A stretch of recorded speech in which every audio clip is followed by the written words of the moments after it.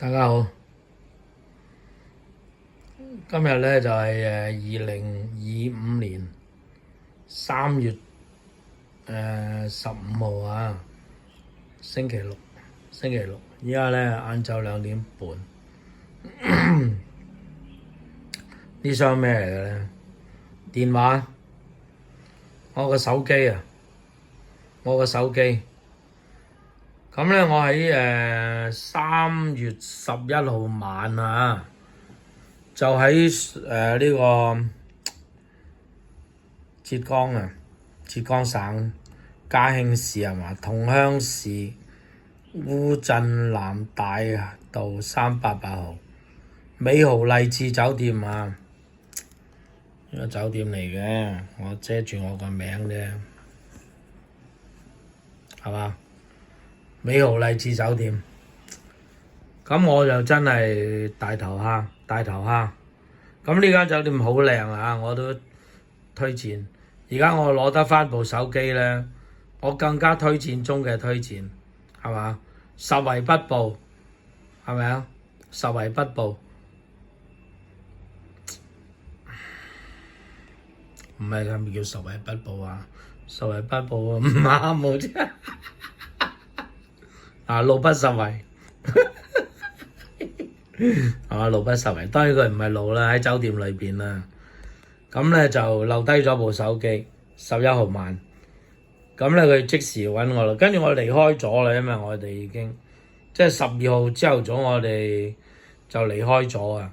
離開咗咧，佢就揾到我啦。當然我係我住嗰間房啊嘛，我一個人住噶嘛，就揾到我。哇！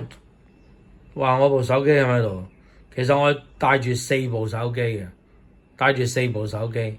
跟住佢俾我睇，咦？我手機嘅哎呀，吹起咗添，睇到我啲料添，差啲，喂，唔好睇啦，喂。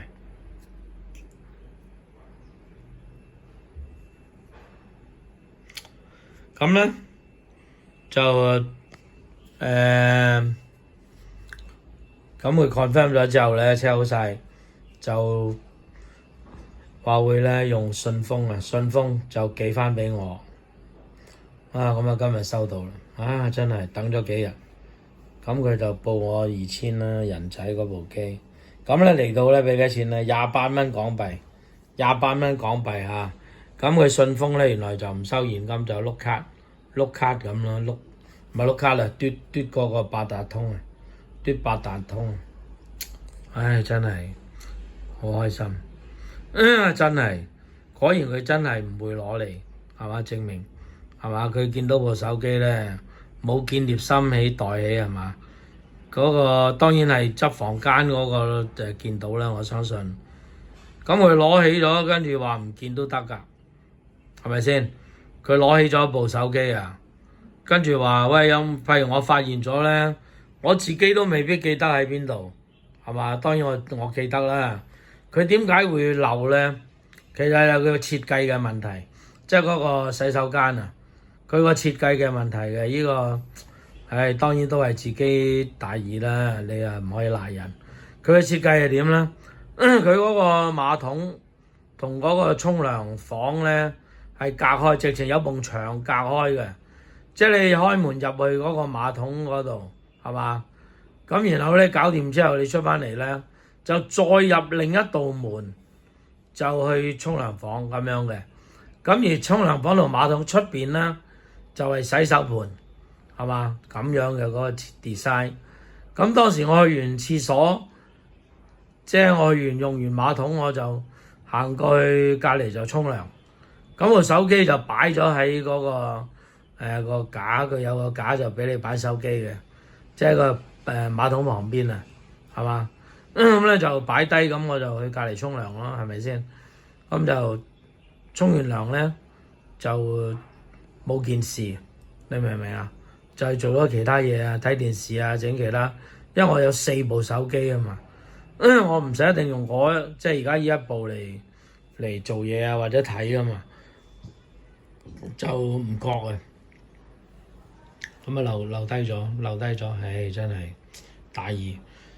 我臨走咧，我仲周個酒店行咗一圈嘅，行咗一圈，但係冇留意到嗰個馬桶旁邊嗰、個即係擺手機呢個架嗰度咯，係嘛？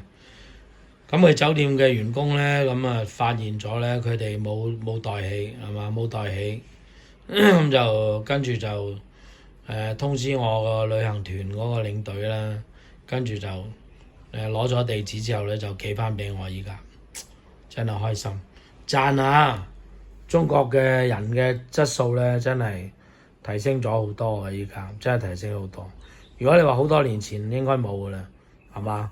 應該冇噶啦。你喺東南亞嗰啲酒店咧，應該冇噶啦，我諗應該冇。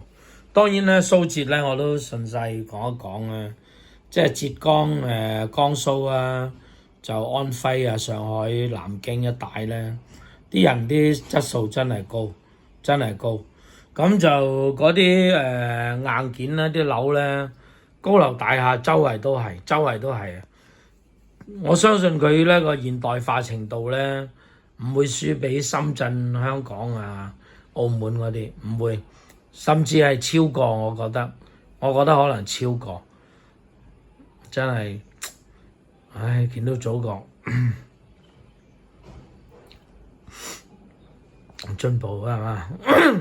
係咪都開心啊？開心，OK，好，咁我開咗個箱睇下，係咪我部手機會唔會有幾粒鑽石喺度